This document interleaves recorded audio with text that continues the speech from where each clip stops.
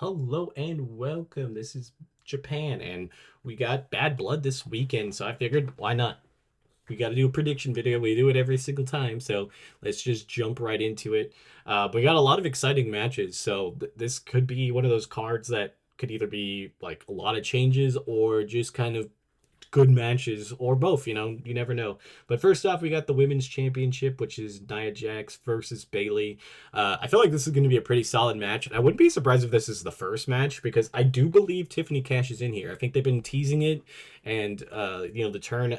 I feel like this would be the greatest spot to do it because like once this kind of goes, there's going to be a lot of different things coming up, and I feel like the women's SmackDown division is a little thin with like the very top people. So like I feel like this could definitely put a new blood into it. So I do believe Tiffany Stratton is going to cash in here, and I feel like it's going to be before the match is over, so it's going to make it like a triple threat. Um, and I think she cashes in, pinning Nia Jax. I think that's the key. And yeah, that's kind of what I feel like is gonna happen. It really could go either way because I could see Nia winning and just finishing off this Bayley thing, but I don't know. Um I don't see her surviving either the cash in or the match. So I do feel Tiffany Stratton gets the title here. Next up, we have Damian Priest versus Finn Balor. This is a weird one because I do believe that like the way that they have to kind of like build up this thing, it would be better for like for like Damian Priest to win here because like the momentum would be great, but like also Priest has been doing the best work of his career. I feel like this is definitely not like a one and done thing, but it's kind of one of those weird things because I feel like Damian Priest should win because then that could re-put him back towards like the title picture, and that could definitely help out Gunther's reign to get the like a rematch and then beat him again or whatever they want to do with that. But if you have Finn Balor lose here, it's just like it puts such a big question mark on Judgment Day of like what can they do. So I honestly think Finn Balor is going to win here.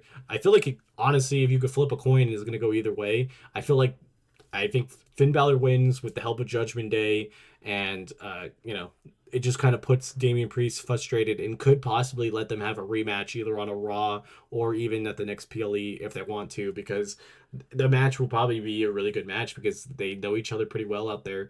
Um, I know they've been like kind of talking about the Wyatt Sick going after Judgment Day, and if that's the case, that would be also pretty cool. But I think they really do need to have Finn Balor win this. Like he hasn't had really a PLE win in a long time, and I don't know, I can't see it not happening. Um, then we get the women's championship, Rhea versus Liv. This is kind of like a really weird one because like I honestly think that Dominic gets out of the cage somehow and definitely interferes and stuff. I do feel like there's gonna be something where Liv's gonna win, but not in a very clean way. So like then Rhea would have an option for a rematch. I really feel like they should. Like if I'm picking what I would personally want, I want Rhea to win here, and then they could continue having a rivalry through that. But I really honestly feel like this is a rivalry that's gonna last the rest of the year, and something's gonna happen. I feel like it's either Judgment Day or Dom's gonna get out there. There's a big thing that a lot of people think um, Raquel Rodriguez will come back, and that would be pretty cool too. Like I could see that being a good fan. I don't know if she's up to coming back, but I do feel like there's something that happens here that really does it. They were talking about like having like a plan B, but I think that was just for that match on Raw. But if not, that could definitely be something else they were trying to do, is trying to get somebody else in Judgment Day to take out Rhea. But I feel like Liv retains here, unfortunately for my feelings. I kind of prefer Rhea to win, but I have a feeling that she's not going to. Next up, we got Roman Reigns and Cody Rhodes versus Jacob Fatu and Solo Sikoa.